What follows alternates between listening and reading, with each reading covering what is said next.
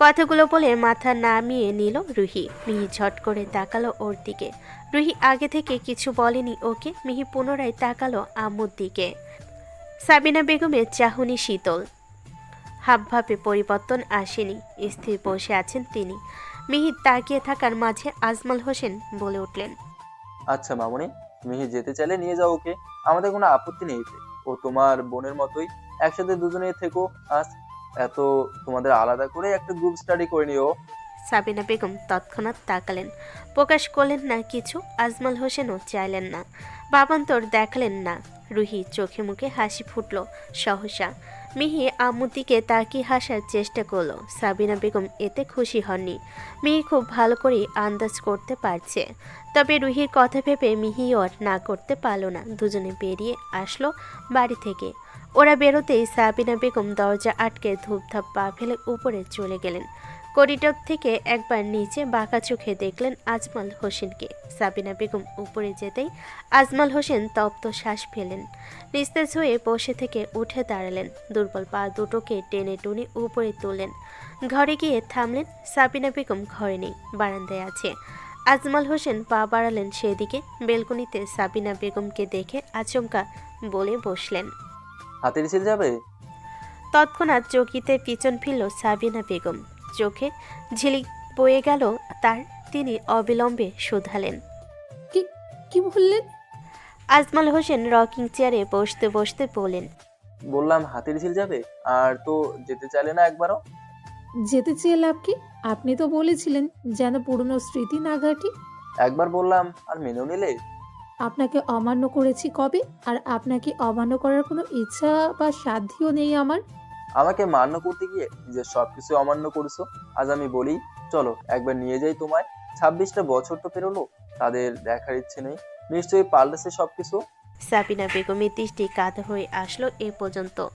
নিজের চোখ কানকে বিশ্বাস হচ্ছে না তার। তিনি অবিশ্বাস্য নয়নে চেয়েই বলেন, আমি তাদের কাছে মৃত। সেই 24 বছর আগেই আমার মতো জলজ্যান্ত মানুষটা কি নিজেদের কাছে মৃত বলে ঘোষণা করেছে ওরা। ওদের কাছে যাওয়ার ইচ্ছে থাকলেও গিয়ে লাভ নেই। লাভ লসের হিসেব করো না। ওনারা তোমাকে আর তুমি ওনাদের ছেড়েছিলে আমার জন্য। আমিই বলি, চলো নিয়ে যাই একবার। সাবিনা বেগম আজমল হোসেনের সামনে এসে বসলেন। অদ্ভুত স্বরে বললেন, এভাবে বলছেন কেন? মিহিকে যেতে দিয়েছেন বলে ভেবেছেন আমি রেগে আছি? আমি রেগে নেই, একদম রেগে নেই। মিহির প্রসঙ্গ আসছে না এখানে সাবিনা। মিহিও বাড়িতে যাবে, তুমি বা আমি, আমরা কেউই আটকাতে পারবো না ওকে। আজ মিহিকে যেতে দেওয়ার পেছনে একটা কারণ আছে। আজ মিহি গেল, কদিন পর রুহি আসবে। আমরা যখন হাতিঝিল যাব তখন মিহির সাথে রুহি থাকবে। ওকে তো আর একা রেখে যেতে পারি না। কিন্তু আমরা হাতিঝিল যাব কেন? আজমল হোসেন নিঃশব্দে হাসলেন। শীতল কণ্ঠে বললেন, যখন ঢাকা এসেছিলাম তখন কি বলেছিলে মনে নেই? আমার কাছে কখনো কিছু চাওনি তুমি। সেদিন যখন চেয়েছিলে তখন দিতে পারিনি। হাতের ঝিল যেতে চেয়েছিলে তুমি। আজ বলছি, চলো নিয়ে যাই। 1 সপ্তাহের মধ্যে নিয়ে যাব তোমায়। 2-3 দিনের মধ্যে আবার ফিরে আসবো। মেয়েকে নিয়ে যেতে পারবো না, ও বাড়িতেই থাকবে। রুহি থাকবে ওর সাথে, সাথীও আছে, সমস্যা হবে না। এত বছরে ওনারা হয়তো ভুলে গেছেন আমায়। আমি আপনার অসম্মান চাই না। আমি সুখে আছি আমার স্বামী সন্তান নিয়ে। সেই সুখের বার্তা ওনাদের কাজ জানিয়ে আসি একবার। নয়তো ওনারা ভাববেন আমি ওনাদের মেয়েকে সুখী রাখতে পারিনি। মনের ইচ্ছে মনে রাখতে নেই সাবিনা। আমি জানি তুমি কষ্ট পাও তাদের জন্য, তাদের এক পলক দেখার জন্য। তোমার কষ্ট আমি দেখবো কি করে? তোমাকে ভালোবেসেছি, আমার সামনে কাঁদো না বলে কি তোমার চোখের পানি দেখি না আমি? আমি আজ আসি, কাল নাও থাকতে পারি। তোমার এই ইচ্ছেটা অপূর্ণ রাখতে চাই না। প্রস্তুত করো নিজেকে তাদের মুখোমুখি হওয়ার জন্য। 1 সপ্তাহের মাথায় নিয়ে যাবো তোমায়। বিকেল গড়িয়েছে। আজ টিউশনে পরীক্ষা ছিল কয়েকটি টপিক মিলিয়ে। পরীক্ষা শেষে কিছুক্ষণ ক্লাস শেষে ছুটি হয়েছে। বাইরে বেরিয়ে মিহি রুহি ড্রাইভার সহ গাড়ি দাঁড়িয়ে থাকতে দেখে রাফি ফোন করে জানায় ড্রাইভার পৌঁছে দেবে ওকে। সে আটকে পড়েছে জরুরি মিটিংয়ে। আজ আবার রাশেদ রায়হান চৌধুরী আর জুবায়ের চৌধুরী আসেনি। তাদের জন্য প্রেরিত সকল দায়িত্ব রাফির কাঁধে। তবে সন্ধ্যার আগে আগে ফেরার চেষ্টা করবে সে। এমনিতেই দুপুরে বাড়িতে ফিরতে হয়েছিল ওকে। রাফিয়া চৌধুরী বাড়িতে একা। তাকে দুপুরে খাবার খাইয়ে ঘুমের ওষুধ দিয়েছিল রাফি। এটা প্রয়োজন ছিল। বাড়িতে কেউ নেই, তার কোনো সমস্যা হলে দেখারও কেউ নেই। ঘুমের রেশ কাটতে কাটতে সন্ধ্যা গড়াবে। ততক্ষণে রাফি ফিরবে বাড়িতে। রাফির কথা অনুযায়ী রুহি মিহি ওকে নিয়ে ড্রাইভারের সাথে বাড়িতে চলে আসে। এর মধ্যে রাফির সাথে আর কথা হয়নি। মিহি চৌধুরী বাড়িতে এসে ফ্রেশ হয়ে রাবেয়া চৌধুরী ঘরে গেছিল, তখনও ঘুমিয়ে তিনি, তাই আর ডাকেনি। মিহি রুহি দুই বান্ধবী মিলে সন্ধ্যা পর্যন্ত ঘোরাঘুরি করেছে ছাদে। আধার নামতে নিচে নেমেছে দুজনে। ততক্ষণে বকবক করতে করতে গল্প করার মতো আর কোনো টপিক নেই। সব কথা শেষ, দুজনে এবার গল্পের বই নিয়ে বসেছে। খাটের উপর একে অপরের পিঠে পিঠ থেকে হেলান দিয়ে নিঃশব্দে চোখ বুলিয়ে যাচ্ছে বইয়ের পাতায়। রাফির আসার নাম নেই এখনো। সন্ধ্যার এই সময়টাতে গল্পের বইয়ের সাথে এক কাপ কফি হলে খারাপ হয় না। মিহি বসা থেকে উঠে দাঁড়ায়, ত্বরান্বিত কণ্ঠে বলে, তুই বস, আমি তোর আর আমার জন্য কফি বানিয়ে নিয়ে আসছি। রুহি বই থেকে চোখ সরিয়ে সরু চোখে তাকায়, ভুরু উঁচিয়ে জিজ্ঞেস করে, তুই কফি বানাবি? পারি আমি। খানিক ভাব নিয়ে বলে মিহি। রুহি ঠোঁট চেপে বলে ওঠে, যাও যাও ভাবিজান, শিখে রাখো সবটা। শ্বশুর বাড়ির কিচেন কোথায় কি আছে দেখে নাও, পরে কাজে আসবে। মিহি এগোতে এগোতে নাক শিকেই তুলে বলল। ধ্যাৎ, তোর সাথে কথা বলে লাভ নেই। রুহি ফিক করে হাসে, গলা উঁচিয়ে বলে, এমনিতেও না শিখলে চলবে, আমার ভাইয়া কিন্তু তোকে এসব করতেই দেবে না কখনো। মিহি পাত্তা না দিয়ে বেরিয়ে আসে। নিচে নেমে কিচেনে যায়। এ বাড়িতে আসার পর দু একবার কিচেনে ঢুকেছিল সে। কফি বানাতে পারে মিহি। কিচেনে এদিকে ওদিক তাকিয়ে কফির সমস্ত উপকরণ পেয়ে গেল সে। খুশি মনে মনোযোগ দিল নিজ কাজে। খানিক টুকটাক শব্দ হচ্ছে। আচমকা একটা পুরুষালী ক্লান্ত কণ্ঠ ভেসে আসলো কানে। আম্মু, তাড়াতাড়ি এক কাপ কফি দেবে, টায়ার্ড লাগছে ভীষণ। কণ্ঠের মালিককে ঠাউর করা মারতেই মিহি সবেগে বেরোলো কিচেন থেকে। সিঁড়ির দিকে নজর যেতেই রাফিকে দেখতে পেল। কাঁধে ব্লেজার ঝুলিয়ে নিস্তেজ পা দুটো টেনে টেনে তুলছে সিঁড়িতে। পরনের সাদা শার্টটা এলোমেলো। পিছন থেকে দেখল মিহি। এ অবস্থাতেই রাফিকে ক্লান্ত দেখাচ্ছে ভীষণ। মিহি পরক্ষণে তাকালো দরজার দিকে। দরজা লক, তার মানে চাবি দিয়ে দরজা খুলে ভেতরে এসেছে রাফি। ক্লান্ত মস্তিষ্কে হয়তো ধ্যানে নেই বাড়িতে কেউ নেই। মিহি আরও তড়িঘড়ি কফি বানালো। 5 মিনিটের মাথায় প্রথমেই এক কাপ কফি নিয়ে উঠল সিঁড়ি বেয়ে। রাফি ঘরের সামনে গিয়ে থমকে দাঁড়ালো। এই এতদিনে ও রাফির ঘরে ঢোকেনি মিহি, ঢোকার কথাও নয়। মিহির মন অস্বস্তিতে খচখচ করছে। সেটাই দাঁড়িয়ে রইল কিছুক্ষণ। একবার ভাবলো রুহিকে ডাকবে, সেই মোতাবেক পা বাড়ালো। আবারও থেমে গেল। এক কাপ কফি তো দিতে হবে। এত এত ভাবনা চিন্তার কি আছে? মিহি লম্বা শ্বাস টেনে আলতো শব্দ করে কড়া নাড়ল দরজায়। দরজা চাপানো ছিল। প্রথমে সাড়া এলো না। মিহি আবারও কড়া নাড়ল।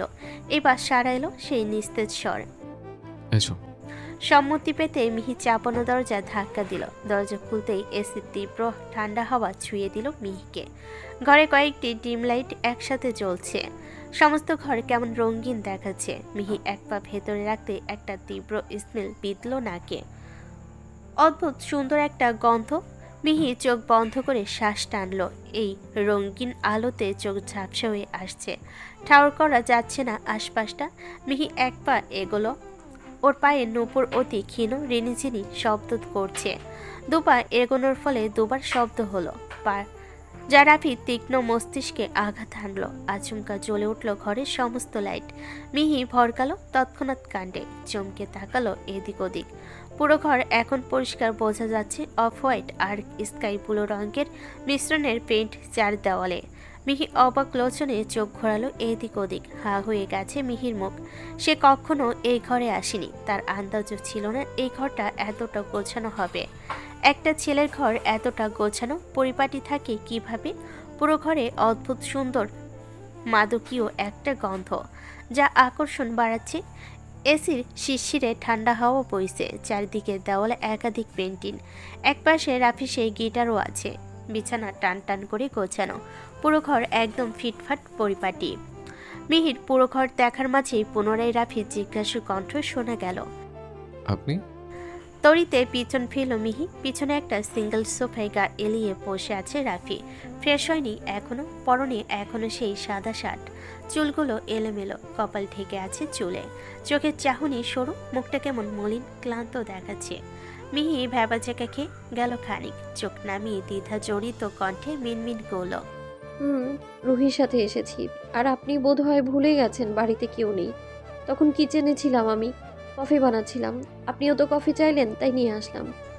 রাফি দৃষ্টি সরল। স্বাভাবিক কণ্ঠে বলল। ও। বলে মাথাটা এলিয়ে দিল সোফায়। চোখ দুটো খুলে রাখা দায়ী হয়ে পড়ছে ওর কাছে। ক্লান্তিতে বলছে আসছে আপনা আপনি, তার উপর সারাদিন তেমন কিছু খাওয়া হয়নি।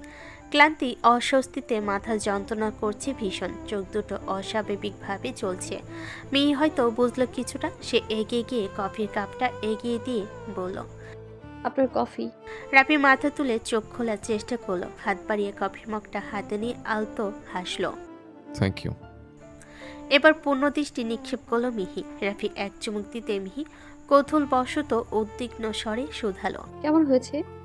রাফি এক পলক তাকিয়ে চোখ সরালো। শীতল কণ্ঠে বলল, মিষ্টি মিষ্টি দোয়াতে বানিয়েছেন তো, তাই বোধহয় একটু বেশি মিষ্টি হয়েছে। মিহি অপ্রস্তুত হয়ে বলল, ইস, বেশি মিষ্টি হয়েছে বুঝি? আমি তো জানতাম না আপনি কতটুকু চিনি খান। 1 চামচ দিয়েছি শুধু। দিন আমি চেঞ্জ করে আনছি। আমি কফিতে চিনি খাই না, তবে আজ না হয় খেলাম। আপনি আর কষ্ট করতে হবে না। ধন্যবাদ কফির জন্য। মিহির পা দুটো যেন আটকে আছে, সরাতে পারছে না। এদিকে রাফিকেও অবসন্ন দেখাচ্ছে ভীষণ। চোখ দুটো লাল হয়ে আছে ওর।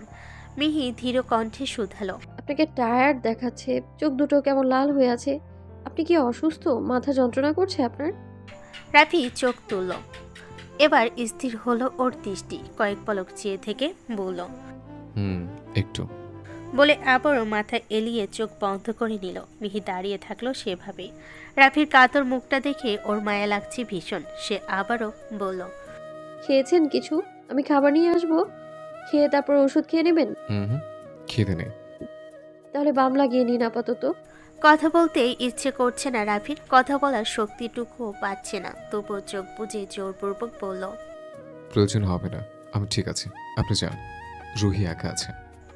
বলে উঠে দাঁড়ালো। পা দুটো টলছে, টলমলো পায়ে দুপা ওয়াশরুমের দিকে এগোতে অসাবধানবশত পায়ের টেবিলের সাথে পা জড়িয়ে সামনের দিকে পড়তে নিল।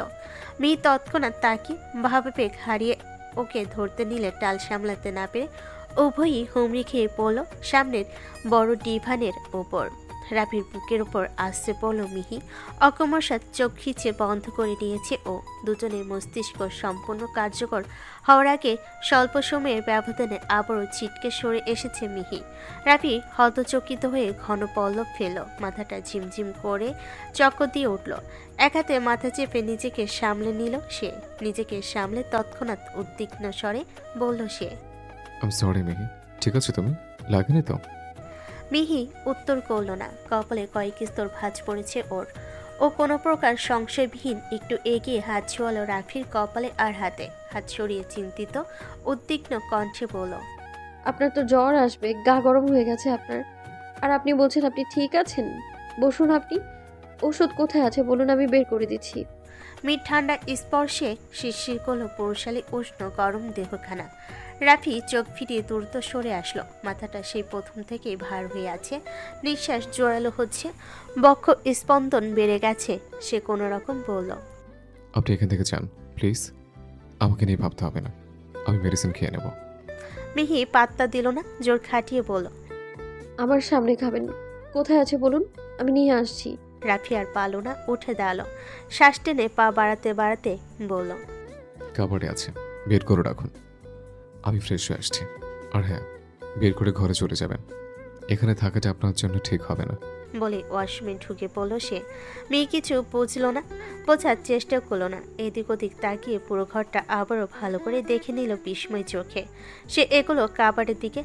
এক একটা ডয়ের খুলে দেখলো ফার্স্ট এইড বক্স নেই কোথাও। অতঃপর নিচের ডয়ারে হাত দিল। সেটা খুলতেই সামনে পড়লো ফার্স্ট এইড বক্স। শ্বাস ছেড়ে আলতো হাসলো মিহি। বক্সটা বের করে পাশে রাখলো। ডয় লাগানোর ঠিক পূর্ব মুহূর্তে চোখ গেল ডয়ের এক পাশে। মিহির চোখ আটকে গেল সেখানেই। ভুরু যুগল জোড়া হয়ে আসলো নাক বরাবর। পুনরায় পুরোপুরি ডয়েরটা খুলো। মিহির ওষ্ঠজোড়া ফাঁক হয়ে গেল আপনা আপনি। কুচকানো ভুরু শিথিল হলো, হা বনে গেল সে। চোখ দুটোতে অবিশ্বাস ঘিরে ধরল। অস্বাভাবিকভাবে গোল গোল হয়ে গেল ও কিছু গোল। ডয়ের এক কোণায় কিছু জিনিস দেখে হৃৎপিণ্ড লাফিয়ে উঠল মিহির। পুনরায় চোখ সরু করে তাকালো। ভালো করে দেখার চেষ্টা করলো। একগুচ্ছ কৃত্রিম স্বচ্ছ লাল গোলাপের একটা তোড়া নজরে আসলো প্রথমে। ডয়ের ভিতর একটু কালো অন্ধকার, সম্পূর্ণটা বোঝা যাচ্ছে না পরিষ্কারভাবে। মিহি কপাল কুঁচকে হাত বাড়িয়ে ফুলের তোড়াটা হাতে নিল। হাতে নিতেই আবারও বিস্মিত হলো সে। এগুলো কোনো আর্টিফিশিয়াল ফুল নয়, মিহি যা ভেবেছিল, বরং শক্ত কাচের মতো স্বচ্ছ আবরণের ভেতর একাধিক টাটকা লাল গোলাপ, যা এখনও যেন একটু সতেজতা হারায়নি। প্রত্যেকটা ফুল যেন রেজিন জেলের আবরণে এখনও তাদের সতেজতাকে ধরে রেখেছে। ফুলের সম্পূর্ণ তোড়াটা রেজিন পদার্থে চোবানো হয়েছিল যেন। পাতাগুলো এখনও সবুজ সতেজ। লাল টকটকে ফুলগুলো যেন চেয়ে আছে মিহির পানে। মিহি আরও ভালোভাবে নজর বুলিয়ে লক্ষ্য করল, প্রায় 20 খানেক ফুল হবে এখানে। এগুলো এত যত্ন করে রাখার মানে কি? মিহি ফুলের তোড়াটা দেখার মাঝেই তার মস্তিষ্ক জানান দিল কিছু একটা। সজাগ হলো মিহি। ফুলের তোড়া থেকে চোখ সরিয়ে আবারও ডয়ারের দিকে তাকালো। রাফির জন্মদিনে মিহির দেওয়া ঘড়ির বক্সটাও আছে এক পাশে। বক্সটা যে গিফট পেপারে মোড়ানো ছিল, সে পেপারটাও অতি যত্নে পড়ে আছে বক্সের পাশেই। তার কাছে একটা চকচকে কিছু নজরে আসলো মিহির। চিকচিক করছে সেটা। মিহি হাত বাড়িয়ে সেটাও হাতে তুলে নিল। হাত পেতেই আবারও কপাল কুঁচকে আসলো মিহির। সোনালি রঙা লেডিস ব্রেসলেট একটা। মিহি আটকে উঠল এটা দেখে। ভীষণ চেনা লাগছে এটা। কয়েক মুহূর্ত তাকিয়ে থাকলো ওটার দিকে। এটা তো ওর নিজের ব্রেসলেট। আব্বু কিনে দিয়েছিল 17 বছরের জন্মদিনে, কিন্তু এটা তো হারিয়ে গিয়েছিল। ঢাকায় আসার পরপরই মিহি হারিয়ে ফেলেছিল এটা। কবে হারিয়েছে, কোথায় হারিয়েছে জানা নেই মিহির, কিন্তু হারিয়েছে তো বটে। মিহি অনেক খুঁজেছে এটা, কিন্তু পায়নি। এই নিয়ে কতই না মন খারাপ ছিল ওর। আব্বু আম্মুকে এ পর্যন্ত বলেনি হারিয়ে যাওয়ার কথা। রাফির কাছে এটা দেখে অবাক হলো মিহি। আন্দাজ মতো ওর দেওয়া গোলাপগুলো কত যত্নে রেখেছে রাফি, কিন্তু এগুলো কি ওর দেওয়া সেই গোলাপগুলোই? গিফট থেকে শুরু করে গিফট পেপার পর্যন্ত গুছিয়ে রেখেছে, কিন্তু কেন? আর এসব না হয় বাদ, মিহির ব্রেসলেটটা কোথায় পেল রাফি? এটা যখন হারিয়েছিল তখন তো মিহি রাফিকে চিনতই না, দেখাও হয়নি তখন। তাহলে ঘন ঘন পলক ফেলার সাথে সাথেই শ্বাস প্রশ্বাসও বেগতিক হয়ে পড়ছে মিহির। কপালে আর নাকের ডগায় বিন্দু বিন্দু ঘাম জমেছে। মস্তিষ্ক শূন্য হয়ে আসছে। এক হাতে গোলাপের তোড়াটা আর অন্য হাতে ব্রেসলেট। মিহির উভয় হাতেই কাঁপছে। হাত পায়ের তালু শিরশির করছে। অনাকাঙ্ক্ষিত কিছু আন্দাজ করতে পেয়ে উত্তেজিত হয়ে পড়ছে মিহির কোমল নারী হৃদয়। গাঢ় হচ্ছে শ্বাস প্রশ্বাস। অপ্রত্যাশিত অনুভূতি আর এসির শিশিরে ঠান্ডা হাওয়ায় শিউরে উঠল মিহি। হাত পা ঠান্ডা হয়ে জমে গেছে যেন। সে বারবার চেয়ে দেখছে নিজের দুহাত পানে। হাসি ফুটছে না ঠোঁটের কোণে। এক আবেশে তলিয়ে আছে মিহি। চোখের চাহনি স্থির। মিহির আবেশ কাটল দরজার খট করে ওঠা শব্দে। চমকে তাকালো সে। রাফি বেরিয়েছে ওয়াশরুম থেকে। সাদা টাওয়ালে মাথা মুছতে মুছতে বেরিয়ে এসেছে সে। পরনে কালো রঙা একটা ট্রাউজার, গলায় টাওয়াল ঝুলছে। খালি গায়ে বিন্দু বিন্দু পানির কণা। চুলগুলো ভেজা, কপালে লেপ্টে আছে সেগুলো। উন্মুক্ত বাহুর শক্ত পেশি ঠিকরে মাংস বেরিয়ে আসা দশা। শক্তপোক্ত মসৃণ দেহখানায় চিকচিক করছে পানির কণা। রাফি মাথা মুছতে মুছতে বেখেয়ালে আয়নার সামনে দাঁড়ালো। চোখ দুটো লাল হয়ে আছে এখনো। আয়নার দিকে তাকাতেই নিজেকে দেখার আগে প্রতিবিম্বের পিছনে দাঁড়িয়ে থাকা মিহিকে দেখল সে, যে এখন স্তম্ভে নাই দাঁড়িয়ে চোখ বড় বড় করে ওর দিকে তাকিয়ে আছে। তৎক্ষণাৎ পিছন ফিরল রাফি। কাবারের সামনে মিহিকে দেখে থমকালো। খোলা ডয়ের দিকে তাকালো একই সাথে। কিন্তু এই মেয়ে তো এখনো যায়নি। রাফি তাকানোতে ওকে এই অবস্থায় দেখে তৎক্ষণাৎ চোখ সরিয়ে নতজানু হলো মিহি। চোখ দুটো খিচে বন্ধ করে নিল। তড়িঘড়ি করে হাতের জিনিসগুলো ডয়ারে রাখলো। শ্বাস আটকে এক মুহূর্ত অপেক্ষা না করে নতজানু হয়ে দ্রুত পা চালালো বাইরে বের হওয়ার জন্য। রাফি এখনও তীক্ষ্ণ চোখে তাকিয়ে আছে। মিহি পাশ কাটাতে গেলে ওর হাতটা খপ করে ধরে রাফি। আচমকা স্পর্শে অত্যাধিক অদ্ভুত অস্বস্তিতে মিহির রুহ অবধি কেঁপে ওঠে। আত্মারাম আটকে ওঠে। শ্বাস আটকে আসে গলায়। রাফি সবে সাও নিয়েছে, তবু ওর স্পর্শ গরম, গায়ের তাপমাত্রা বেশি। ওর হাতের স্পর্শেই অনুভব করতে পারছে মিহি। মিহি হাত ছাড়ানোর জন্য মুসরামুসরি করলো হাতখানা, কাজ হলো না। পরক্ষণে রাফি শীতল কণ্ঠ ভেসে আসলো। কি চুরি করলেন ম্যাডাম? মিহি এই মুহূর্তে কথা বলার পরিস্থিতিতে নেই। গলায় দলা পাকিয়ে শব্দরা আটকে আসছে, হাত পা শিরশির করছে, হৃৎপিণ্ড লাফাচ্ছে দ্বিগুণ গতিতে। তবু সে কথা ফোটালো। কিছু না। হুম হুম, চুরি করেছেন আপনি? না, আপনার ফার্স্ট এড বক্স বের করে রেখেছি শুধু, আর কিছুতে হাত দিইনি। ছাড়ুন প্লিজ আমায়। যদি না ছাড়ি, চুরি করেছেন আপনি, তার শাস্তি দেব না? মিহি নিশ্চুপ। রাভির কথাগুলো ওর কানে অবধি পৌঁছাচ্ছে না। পৌঁছালো কথাগুলোর অর্থ জ্ঞান বোঝার মতো শক্তি নেই ওর। আর না উত্তর করার। অবশ্যই আসছে পুরো শরীর, বক্ষ স্পন্দন বাড়ছে। সে কাপা গলায় বলি ফুটালো। হাত ছাড়ুন প্লিজ। তৎক্ষণাৎ ছেড়ে দিল রাভি। ছাড়া পাওয়া মাত্রই চোখ খুলে হাঁপছালো মিহি। দ্রুত পায়ে ঘর থেকে বেরিয়ে আসতে এক ন্যানো সেকেন্ডও অপেক্ষা করলো না। ও বেরোতেই রাভি পাকা হাসলো। এক হাতে মাথায় ভেজা চুলগুলোতে আলতো হাত বুলিয়ে ঠোঁট কামড়ে হাসলো। এদিকে মিহি ঘর থেকে বেরিয়ে ছুটে এসে থমকে দাঁড়ালো রুহির ঘরের সামনে। চোখ বুজে আনমনে হাসলো। দুদিকে মাথা ঝাঁকিয়ে আবারও হাসলো। বেখেয়ালে হয়েই নাজুক চেহারায় নত মস্তিষ্কে গুটি গুটি পা ফেলে ঘরে ঢুকলো। দৃষ্টি নিজের পায়ের দিকে নিবদ্ধ। আনমনে ঘরে ঢুকে খাটের একপাশে বসলো। কুশন জড়িয়ে ধরলো নিজের সাথে। ভাবনার মাঝে মুচকি হাসি ফুটলো ঠোঁটের কোণে। আবারও মাথা ঝাঁকিয়ে খোপা করা চুলগুলো এলোমেলো করে দিল। কোমর সমান চুলগুলো ছড়িয়ে পড়লো বিছানার ওপর। পুরো ঘর নিস্তব্ধ, সাড়া নেই কোথাও। নিস্তব্ধতা ভেদ করে হঠাৎ শ্রুতিমধুর মিষ্টি একটা মেয়েলি সুরে গানের লিরিক্স ভেসে আসলো। হঠাৎ এমন গান শুনে ধ্যান ভাঙল মিহির। চমকে পিছন ফিরল সে। রুহি ঠোঁটে ঠোঁট চেপে ভুরু উঁচিয়ে মাথা দুলিয়ে গানের ভঙ্গিতে তাল মেলাচ্ছে। মিহি ভ্যাবেচাকা খেলো খানিক। থতমত খেয়ে ঘন পল্লব ঝাপটাল। এতক্ষণ এক ঘোরের মধ্যে ছিল, কিসব ভাবছিল কে জানে। এখন রুহিকে দেখে ঘোর কাটতেই তৎক্ষণাৎ চোখ সরিয়ে জিভে কামড় বসালো। নিজের মাথায় নিজেই কাটটা মারলো আলতো হাতে। রুহি গান বন্ধ করে মিহিকে দেখে ঠোঁট কামড়ে ফিক করে হাসলো। এগিয়ে এসে ওর কাঁধে থুতনি বসিয়ে কোমল কণ্ঠে শুধালো। কফি কই ভাবিজান? মিহি অপ্রস্তুত হয়ে পড়ল। রাফির ঘর থেকে বেরিয়ে কোনো রকমে এই ঘরে এসেছে। কফির কথা বেমালুম ভুলে গেছে সে। কফি বানানোই আছে, এতক্ষণে ঠান্ডা হয়ে গেছে হয়তো। মিহি নতজানু হয়ে ঢোক গিলে মিহি স্বরে বলল। দাঁড়া নিয়ে আসছি। এতক্ষণ কোথায় ছিলি? কফি বানাতে এত সময় লাগে নাকি? বানিয়েছি, কফি নিয়ে আসছি। ভাইয়া এসেছে? মিহি উঠে দাঁড়াতেই প্রশ্ন করল রুহি। মিহি থমকালো আবার। অদ্ভুত শিহরণে গায়ে কাটা দিয়ে উঠল। রুদ্ধস্বরে কোনো রকমে পড়ল। হুম। তা এতক্ষণ কি করছিলি ভাইয়ার ঘরে? রুহি মুখ চেপে প্রশ্নটা করল। তৎক্ষণাৎ ওর দিকে তাকালো মিহি। ভরকালো খানিক। ও ভেবেছিল রুহি হয়তো জানে না। মিহি জিভ দিয়ে অদর ভিজিয়ে চোখ নামিয়ে আমতা করতে লাগলো। কই কিছু না তো, তোর ভাইয়া কফি চেয়েছিল, সেটাই দিতে গিয়েছিলাম শুধু। মিহির অবস্থা দেখে রুহির পেট ফেটে হাসি আসছে। ঠোঁট চেপে কোনো রকমে আটকে রেখেছে হাসি। মিহির ঘরে আসতে দেরি হওয়ার রুহি নিচে নেমেছিল। কিচেনে মিহিকে না দেখে আবারও উপরে উঠেছে। ঘরে ঢোকার আগে রাফির ঘর থেকে মিহির কণ্ঠ শুনতে পায় সে। একটু উকি দিয়েছিল ঘরে। রাফি মিহিকে একসাথে দেখে আর এগোয়নি। একগাল হেসে নিজের ঘরে এসেছে। এসে থেকেই অপেক্ষা করছে মিহির জন্য। মিহি অস্বস্তিতে হাত কসলাচ্ছে। রুহি মেকি স্বরে বলল।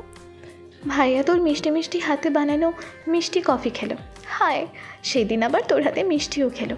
অথচ ভাইয়া মিষ্টি মোটেও পছন্দ করে না। এর মানে কি বুঝলি? কি আবার? मेरी भैया का दिल के रानी हो तुम, चुरा लिया है तुमने मेरी भैया का दिल को। তাই তো এইসব করছে ভাইয়া। আমার ভাইয়ার মিষ্টি বউজান তুমি। তোমার মতন মিষ্টি বউজানের জন্য এইটুকু তো করাই যায়। কি বলো ভাবিজান? দেখ, সবসময় তোর বাজে কথা। কথাটা বলে মাথা নামিয়ে নিল মিহি। রুহি ওর গালে আলতো টোকা মেরে বলল। ভাইয়াকে ভালোবাসিস পাখি? পছন্দ করিস ভাইয়াকে? শুধু একবার বল, তোর ভালোবাসার অমর্যাদা হবে না। তুই হবি আমার ভাইয়ার বউ আর আমার ভাবিজান। মিহি খচখচ করছে, ঢোক গিলছে বারবার, মুখ ঢিপ ঢিপ করছে। রুহির বলা কথাগুলো আর অনুভূতিতে রুহি কেন বলছে সব? আর মিহির এই অনুভূতিগুলোরই বা মানে কি? কেন হয় এমন? আগে তো কখনো এমনটা হয়নি। কোনো ছেলে দৃষ্টি কাটতে পারলেও কখনো দৃষ্টি আকর্ষণ করতে পারেনি। তবে রাফির ক্ষেত্রে আলাদা। প্রথম দেখাতে রাফি মিহির দৃষ্টি কেড়েছিল, আকর্ষণ করেছিল ওর দৃষ্টিকে। রাফি অত্যাধিক সুপুরুষ সুঠামদেহী হ্যান্ডসাম একজন যুবক যে কোনো নারীর দৃষ্টি আকর্ষণ করতে সক্ষম ওর পুরুষালী সৌন্দর্য। তাই তো লক্ষ লক্ষ রমণীরা পাগল প্রায় ওর জন্য। মিহি সেই কাতারে পড়ে না, কারণ রাফির প্রতি অনুভূতি সম্পর্কে ও নিজেও অজ্ঞাত। বেশিরভাগ সময়ই রাফিকে দেখলে অদ্ভুত শিহরণ যাকে মনে, যা সপ্তদশী হৃদয়ে প্রথম হানা দিয়ে তোলপাড় করেছিল, এখন অষ্টাদশী হৃদয় এর প্রখরতা বেড়েছে, অনুভূতিরা চওড়া হয়েছে, যা এখন অবাধ্য হচ্ছে দিনকে দিন। নিজের এই অবাধ্য অনুভূতি সম্পর্কে কোনো ধারণা নেই মিহির। এই অনুভূতিগুলোর কি নাম দেওয়া যায়? ভালো লাগা, নাকি রুহির ভাষ্যমতে ভালোবাসা? ভালো লাগা থেকেই ভালোবাসার সৃষ্টি হয়। মিহির ক্ষেত্রে কি তবে এটা ভালোবাসা? তাহলে কি ভালোবাসার বাঁশি বাজালো মিহির মনে? অষ্টাদশীর কোমল হৃদয়ে এ নিয়ে প্রথমবার কাউকে নিয়ে ভালো লাগার জাগরণ ঘটেছে, কাউকে নিয়ে ভিন্ন স্বাদের অনুভূতি জেগেছে। এই প্রথম যে অনুভূতিগুলো দোলা দিচ্ছে বারংবার, ছোট্ট হৃদয়ে ছাপিয়ে বেরিয়ে আসতে চাইছে, তা আটকে রাখা দায় হয়ে পড়েছে। জোরে জোরে শ্বাস টানছে মিহি, নিজের মনকে বোঝাচ্ছে এসবের কোনো মানে নেই। মিহি সাধারণ, ওর থেকেও হাজারো রূপবতী নারী আছে যারা রাফির জন্য উন্মাদ। লীনা আপুও তো আছে, উনিও তো পছন্দ করেন রাফিকে। তার উপর আবার সেই দিন অফিসে নিচে মেয়েটাকে দেখল, তিথি নাম, সেও তো কত সুন্দর, ফর্সা চেহারা, উচ্চবিত্ত পরিবারের মেয়ে। ওকে তো বাড়ির সবাই পছন্দ করে, বউ মানাতে চাই চৌধুরী বাড়ির। এসবের মাঝে রাফিকে নিয়ে নিজের মনে কোনো প্রকার আলাদা অনুভূতি তৈরি করে পিছুটান বাড়াতে চায় না মিহি। মিহি ভঙ্গিমা বদলে স্বাভাবিক হওয়ার চেষ্টা করলো, অনুভূতিগুলো ছেড়ে ফেলার বৃথা চেষ্টা চালালো মন থেকে। স্বাভাবিক ভঙ্গিতে কিছু বলার আগেই মনে পড়লো রাফির ঘরের কথা। দয়ারে ও যা যা দেখলো এসবের মানে কি? মিহির দেওয়া জিনিসগুলো ওভাবে যত্ন করে রাখার মানে কি? আর মিহির ব্যাসলেট, ওটাই বা কোথায় পেল রাফি? ভাবনার মাঝেই কপাল কুঁচকে আসে মিহির। ওর উত্তর না পেয়ে রুহি ওকে আলতো হাতে ঝাঁকায়, শীতল কণ্ঠে বলে, কি হলো পাখি, বল না। মিহির ভাবনায় ছেদ ঘটে, নড়ে চড়ে ওঠে ও এদিক ওদিক তাকিয়ে কথা এড়ানোর চেষ্টা করে। রাত হয়েছে অনেক, খিদে পেয়েছে আমার, চল খাবো। আর আন্টি, উনি জেগেছেন কি না দেখে আসি, চল। বললি না তো? কি বলবো? পছন্দ করিস ভাইয়াকে, ভালোবাসিস? মিহি শ্বাস টেনে শুষ্ক ঢোক গিলে মাথা ঝাঁকিয়ে বলে, এসবের কোনো মানে নেই, আমি এসব ভাবতে চাই না, চল। 8টা পেরিয়েছে। নিচে নেমে ফ্রিজ থেকে খাবার বের করে গরম করে নিয়েছে রুহি আর মিহি। টেবিলে খাবার সাজিয়ে রুহি উপরে উঠেছে রাফিকে ডাকতে। রাফির ঘরে আবছা অন্ধকার, হলদে রঙা ডিম লাইট জ্বলছে একটা। চাপানো দরজা ঠেলে ভেতরে ঢোকে রুহি। সুইচ বোর্ডে হাতটা লাইট অন করে বেডের দিকে নজর যেতেই কপাল কুচকায় রুহির। রাফি কম্বল মুড়ি দিয়ে শুয়ে আছে, ঘুমিয়েছে বোধহয়। কিন্তু এ সময় তো রাফি ঘুমায় না, তাও আবার এই গরমে এসি অফ করে কম্বল মুড়ি দিয়ে ঘুমিয়েছে। সন্ধিয়ান হয়ে এগিয়ে যায় রুহি, শান্ত কণ্ঠে রাফিকে ডাকে। কয়েকবার ডাকার পরও সাড়া নেই রাফি। রুহি হাত বাড়িয়ে আলতো হাতে ঝাঁকাতেই আটকে উঠে সে। রাফির শরীরে তাপমাত্রা অত্যাধিক গরম, গা পুড়ে যাচ্ছে জ্বরে। রুহি হুমড়ি খেয়ে ভাইয়ের পাশে বসে উত্তেজিত কণ্ঠে ঝাঁকিয়ে ঝাঁকিয়ে ডাকে, ভাইয়া, এই ভাইয়া, তোমার তো জ্বরে গা পড়ে যাচ্ছে, শুনছো তুমি? ওঠো ভাইয়া, ভাইয়া। রাফি চোখ খুলে পিটপিট করে তাকায়। রুহিকে দেখে আলতো হাসে। রুহি ঠোঁট উল্টে আহত স্বরে বলে, তুমি আমায় ডাকবে না একবারও? দেখো তো কতটা জ্বর এসেছে তোমার, ওষুধ খেয়েছো? আমি ডাকবো ডাক্তারকে, ওনাকে ডাকছি, দাঁড়াও, কিছু হবে না তোমার। রাফিকে কিছু বলার সুযোগ না দিয়ে দূরত্ব পায়ে ঘর থেকে বেরিয়ে আসে রুহি। দরজার কাছে মুখোমুখি হয় মিহির। রুহির উত্তেজিত উচ্চ কণ্ঠে নিচ অব্দি ওর কানে পৌঁছে গেছিল। উপরে উঠতে এক মুহূর্ত অপেক্ষা করেনি মিহি। মিহিকে সামনে দেখে রুহি চিন্তিত উদ্বিগ্ন স্বরে বলে, পাখি, ভাইয়া জ্বর এসেছে, তুই একটু বস ভেতরে, আমি এক্ষুনি ওনাকে কল করে আসছি। কথা শেষ হতেই এক মুহূর্ত অপেক্ষা না করে বেরিয়ে আসে রুহি। মিহি এক পলক তাকায় ভেতরে, অতঃপর দ্রুত পায়ে ঘরে ঢোকে। অবশ অসাড় হয়ে শুয়ে আছে রাফি, চোখ আধো আধো খোলা। মিহি দূরত্ব বজায় রেখে চিন্তিত স্বরে বলে, আপনি ঔষধ খাননি? আপনাকে তো বললাম ঔষধ খেয়ে নিতে, তখন তো জ্বর কমেছিল, এখন নিশ্চয়ই বেড়েছে দেখি। বলতে বলতে কপালে হাত ছোয়ালো, গা অত্যাধিক গরম। মিহির স্পর্শে রাফি আদৌ খুলে রাখা চোখ দুটো আবেশে বুঝে নিল। রুক্ষ অধদ্বয় ভেজালো চিপ দিয়ে মিহি হাত সরিয়ে পিছনে তাকালো। ফার্স্ট এড বক্স যেভাবে রেখে গেছিল সেভাবেই কাবাডের উপর পড়ে আছে। মিহি এগিয়ে গিয়ে বক্স হাতে নিল। আবারও রাফির সম্মুখে এসে চেয়ার টেনে বসলো। থার্মোমিটার বের করে আদেশ সুরে স্বাভাবিক কণ্ঠে বলল, হা করুন। রাফি তাকালো, চোখের চাহনি চিকন, লাল হয়ে আছে চোখ দুটো। চাহনিতে অদ্ভুত ঘোর, বাধ্যর মতোই হা করল সে। 104 ডিগ্রি জ্বর তার। রুহি ঘরে গিয়ে ফোন লাগিয়েছে শান্তর নাম্বারে। এমনিতে রাফির সাথে রোজ রোজ আসে সে, আজ উল্টো দিকে চাঁদ উঠেছে, তাই হয়তো দেখা মেলে তার। এতে রুহি বিরক্ত হয়েছে খানিক। রুহি গজগজ করতে করতে ফোন লাগায় ওর নাম্বারে। ফোন রিসিভ করছে না শান্ত। রুহি দরজার সামনে পায়চারি করতে করতে আবারও ফোন লাগায়। রিং হয়ে যাচ্ছে, তবে রিসিভ হচ্ছে না। 9টা পেরোলো বোধহয়। রুহি বেশ কয়েকবার পরপর কল করলো। রাফি জ্বর অনেক, এই মুহূর্তে মাঝে কিছু আসছে না। শান্ত আসলে কিছু একটা করতে পারবে, ডাক্তার ডাকতেও হতে পারে। রুহি মিহি একা কি করবে ওরা? ফোন রিসিভ না হয় রুহির আগে সেটা ছুঁড়ে মারে টেবিল ওপর। খট করে শব্দ হয় একটা। আচমকা বাস্তবে শান্তর হেয়ালি কণ্ঠ ভেসে আসে। কি হলো জান, মিস করছিলে আমায়? রুহি ভোরকে পিছন ফিরে শান্তকে দরজার কাছে বুকে হাত গুটিয়ে হেলান দিয়ে দাঁড়িয়ে থাকতে দেখে থতমত খেয়ে যায় একটু। রুহির চাহনি দেখে ঠোঁট কামড়ে ভুরু নাচাই শান্ত। আবারও বলে, এতবার ফোন করছো যে, একলা বাড়িতে, আমাকে মিস করছিলে বুঝি? রুহি ফোঁস করে এক ঝটকায় এগিয়ে যায়। আশঙ্কিক কয়েকটা কিলঘুষি বসিয়ে দেয় শান্তর বাহুতে। চোখ দুটো টলমল করছে। নাক টেনে সে বাচ্চাদের মতো করে বলে, কতবার ফোন করলাম আপনাকে, ধরলেন না কেন? আমাকে জ্বালাতে খুব ভালো লাগে আপনার, তাই না? রুহির চোখে পানি দেখে সিরিয়াস হয় শান্ত। আতকে ওঠে, ব্যতিব্যস্ত কণ্ঠে বলে, কি হয়েছে, কাছো কেন তুমি? আমি তো ফোন ধরে ইচ্ছে করে ভেবেছিলাম একেবারে এসে তোমায় সারপ্রাইজ দিব। খুশি হওনি তুমি? আমি ভুল করেছি কিছু? সরি জান, আর এমনটা করব না। ভয় পেয়েছো তুমি? একা ছিলে কেন? রাফি কোথায়? রুহি শান্তর হাত দুটো চেপে ধরল শক্ত করে। ভেজা কণ্ঠে বলল, ভাইয়ার জ্বর এসেছে, অনেক জ্বর। সেজন্য কখন থেকে ফোন দিচ্ছে আপনাকে। রোজ রোজ তো বাড়ি না গিয়ে ধ্যাং ধ্যাং করে এখানেই আসেন। আজ কেন আসলেন না আগে?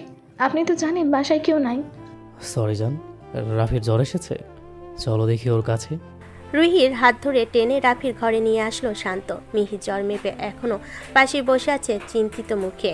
মিহিকে দেখে শান্ত এক পলক তাকালো রুহির দিকে, পর মুহূর্তে রাফির দিকে, যে এখন চোখ বুজে শুয়ে আছে। শান্ত এগিয়ে গিয়ে ওর গায়ে হাত ছোঁয়ালো। মিহি বলল তাপমাত্রার কথা। সকাল থেকে কিছু খায়নি রাফি। শান্ত জানে দুপুরে বাড়িতে এসেও কিছু খায়নি। শান্ত জোর করেছিল খাওয়ার জন্য, কিন্তু লাভ হয়নি, খায়নি রাফি। মিহি রুহি দুজনে মিলে স্যুপ বানিয়ে নিয়ে আসলো রাফির জন্য। এতক্ষণ ওর মাথায় জ্বরপট্টি দিয়েছে শান্ত। রাফি নিস্তেজ হয়ে শুয়ে আছে শুধু, চোখ খুলতে পারছে না সে। শান্ত নিরেট কণ্ঠে আদেশের সুরে বলল, ওঠ, খেয়ে নিবি, তারপর মেডিসিন নিতে হবে। কিছু খাবো না আমি, খেতে ইচ্ছে করছে না। আমাকে একা থাকতে দে, এখান থেকে যা তোরা। মুখ ফিরিয়ে আলতো স্বরে বলল রাফি। শান্ত কপাল কুঁচকাল, আরও দ্বিগুণ ভারী গলায় বলল, মাথা গরম করাস না, সকাল থেকে তোর কথা শুনে যাচ্ছি। খাসনি তো সকাল থেকে, এখন খালে পেটে ওষুধ খাবি? আরও বেশি অসুস্থ হতে চাস? 3 দিন পর ফ্লাইট আছে, বাতিল করবো সেটা? শান্ত শেষ কথায় রুহি অবাক স্বরে জিজ্ঞেস করল, ফ্লাইট আছে মানে? কোথায় যাবে ভাইয়া? রুহির সাথে সাথে উত্তরের অপেক্ষায় মিহি প্রশ্নসূচক নয়নে তাকালো শান্তর দিকে। শান্ত শ্বাস ফেলে শান্ত কণ্ঠে বলল, শুধু রাফি নয়, আমিও যাব। বিজনেসে একটা আর্জেন্ট কাজের জন্য সুদানে যেতে হবে আমাদের। মাসখানেক থাকতে হতে পারে। মিহি তৎক্ষণাৎ চাইল রাফির পানে। দৃষ্টি কাঁপলো বোধ হয়ে। মনে হলো ওর তাকানোর সাথে সাথে রাফি চোখ সরিয়ে নিল। এতক্ষণ রাফির দৃষ্টি স্থির ছিল। মিহির ভাবাবেগ লক্ষণের জন্য মিহির দৃষ্টি কাতর হয়ে আসলো অজানা কারণে। রুহি আটকে উঠে বলল, সুদানে যাবেন মানে? আর 3 দিন পর যাবেন, আগে বলেননি কেন আমায়? ভাইয়া অসুস্থ, কি দরকার এই অবস্থায় যাওয়ার? ভাইয়া তুমি যাবে না কোথাও? রাফি ক্ষীণ স্বরে বলল, আমি কোথাও অসুস্থ, একটু জ্বর এসছে, ঠিক হয়ে যাবে। শান্ত বলল, যাওয়াটা দরকার। বড় মামা আগেই বলেছিলেন যাওয়ার কথা। রাফি অনেক চেষ্টা করেছে দেশে থেকেই প্রজেক্ট কমপ্লিট করার, কিন্তু পারেনি। যেতেই হবে। রুহি কাঁদো কাঁদো হয়ে চোখ নামালো। মিহি ঢোক গিলে নিচু স্বরে বলল, পাখি আমি ঘরে গেলাম। বলে পা বাড়ালো সে। কয়েক পা এগোতে রাফির শান্ত কণ্ঠ ভেসে আসলো। রুহি মিহি দুজনকে উদ্দেশ্য করে বলল, রাতে খেয়েছো তোমরা? দাঁড়িয়ে গেল মিহি। রুহি উত্তর করল, না। মামনি খেয়েছে? পাখি খাইয়েছে। তাহলে এখন দুজনে গিয়ে খেয়ে ঘুমিয়ে পড়ো। রাফির কথাই প্রতি উত্তরে আর কথা পারল না কেউ। সকাল সকাল ঘুম থেকে উঠে বাইরে থেকে খাবার নিয়ে এসেছে শান্ত। রাফির জ্বর কমেছে, ফ্রেশ হয়ে নিচে নেমে সোফায় বসে আছে ও। শান্ত বিরিয়ানি নিয়ে এসেছে। ডাইনিংয়ের উপর প্যাকেটগুলো রেখে উচ্চস্বরে রুহিকে ডাকলো সে। ওর ডাকে ঘর থেকে বেরিয়ে করিডর থেকে নিচে তাকিয়ে এক পলক দেখলো রুহি। মুখ বাঁকিয়ে আবারও ঘরে ঢুকলো সে। মিহি নিচে নেমে একগাল হেসে চাপা স্বরে বলল। রুহি রাগ করেছে ভাইয়া, যান গিয়ে রাগ ভাঙান। শান্ত ফোঁস করে শ্বাস ছেড়ে একই চাপা স্বরে বলল। বুঝলে পাখি, তোমার পাখির রাগ অভিমান ভাঙাতে ভাঙাতে আমার এ জনমটা যাবে বোধহয়। যে পরিমাণ রাগ অভিমান ওর মাঝে আছে, সেই পরিমাণ রোমান্টিকতা থাকলে এতদিনে আর এভাবে সিঙ্গেল থাকতে হতো না আমায়, বুঝলে? বলে ঠোঁট কামড়ে ছুট লাগালো রুহির ঘরের দিকে। মিহি ওর যাওয়ার পানে তাকিয়ে ফিক করে হাসলো। পিছন ফিরে রাফিকে দেখে ওর হাসিটুকু নিমিষেই মুছে গেল। কয়েক পলক চেয়ে থেকে চোখ নামালো। প্রস্থানের জন্য পা বাড়াতে রাফি ডাকলো। ম্যাডাম, একটু দিকে আসবেন? বরাবরের মতো সর্বাঙ্গে শিহরণ বয়ে গেল মিহির। শিরশির করে উঠল পা দুটো। চোখ তুলে তাকালো সে। চোকাচুকি হতেই আবারও চোখ নামালো। এগিয়ে গিয়ে বলল। জি বলুন। এক গ্লাস পানি দিন তো। মিহি পানি এগিয়ে দিল। পানি খাওয়া শেষে গ্লাস আগের জায়গায় রেখে আবারও প্রস্থানের জন্য পা বাড়ালো। ফের ডাকলো রাফি। শুনুন। আবারও থমকালো মিহি। পিছন ফিরে বলল। বলুন। এদিকে আসুন তো। এগুলো মিহি। রাফি বলল। একটু বসবেন? পাশে ইশারা করে বসতে বলল রাফি। মিহি স্থির স্তম্ভে ন্যায় দাঁড়িয়ে রইল। কয়েক মুহূর্ত এভাবেই দাঁড়িয়ে থেকে বসলো। রাফি এক দৃষ্টিতে তাকিয়ে থেকে বলল। বাসায় যাবেন কখন? দুপুরে টিউশন থেকে একেবারে বাসায় যাব। ও। পরিমাণে রাফি কি যেন বলতে গিয়েও পারছে না, খচখচ করছে। মিহি নিচে থেকেই বলল। কবে যাচ্ছেন? রাফি বুঝলো, আলতো হেসে বলল। পরশুদিন। আবার কবে আসবেন? ফিরতে মাসখানেক লাগবে। ও, এখন কেমন লাগছে? আমি ঠিক আছি। আপনি ঠিক আছেন তো? আমার আবার কি হবে? রাফি নিঃশব্দে হাসলো। এদিকে শান্ত হেলে তুলে রুহির ঘরের ভিতর ঢুকেছে। ঘরে আলো নেই। বেলকনিতে গিয়ে আসা মৃদু আলোয় আলোকিত পুরো ঘর। কেমন ঠান্ডা হাওয়া আসছে বেলকনি দিয়ে। পর্দাগুলো উঠছে। ঘরে নেই রুহি। বেলকনিতে দাঁড়িয়ে আছে শান্ত। ধীরে সুস্থে নিঃশব্দে পা বাড়ালো সেদিকে। পিছন থেকে রুহিকে দেখে ভ্যাঙ্গাল ঘ্যাস ঘেসে গলায় বলল। হাউমাউ খাও, মানুষের গন্ধ পাও। শান্ত এহেন কথায় না চাইতো ফিক করে হাসলো রুহি। শান্ত নিঃশব্দ উপস্থিতির আভাস পেয়েছিল সে। নড়চড় করেনি, এখনো করল না। স্থির হয়ে ঠায় দাঁড়িয়ে রইল। হাসিটুকু প্রকাশ করল না। শান্ত ফের বলল। হাউমাউ খাও, মানুষের গন্ধ পাও। রুহি কথা চেপে না রাখতে পেরে পিছন ফিরে ভেংচি কেটে মেকি স্বরে বলল। ওসব ভয় দেখানো ভুতুরে ডায়লগ পুরনো হয়ে গেছে, পারলে নতুন কিছু ট্রাই করুন। হেসে ফেল শান্ত। কাছাকাছি দাঁড়িয়ে মিহিস্বরে বলল। রেগে আছো কেন? শুধু একটা মাস, তারপর তো আবার আসবো। আমাকে আগে বললেন না কেন? কালই তো সব ঠিক হলো, আমরা না গেলেও হতো। কিন্তু তোমার ভাইকে একা ছাড়ে কি করে? একা ছাড়তে হবে না, আপনি যাবেন ভাইয়ার সাথে, কিন্তু খুব তাড়াতাড়ি ফিরে আসবেন, কথা দিন। আগের বারের মতন দেরি করলে আপনার সাথে জীবনেও কথা বলবো না আমি। শান্ত মুচকি হাসলো। রুহিকে পিছন ফিরে ওর কাঁধে থুতনি রেখে আলতো জড়িয়ে ধরে বলল। মিস করবে আমায়? আচ্ছা, একটা মাস কতটা মিস করবে আমায়? রুহি লাজুক হাসলো। গলা নামিয়ে বলল।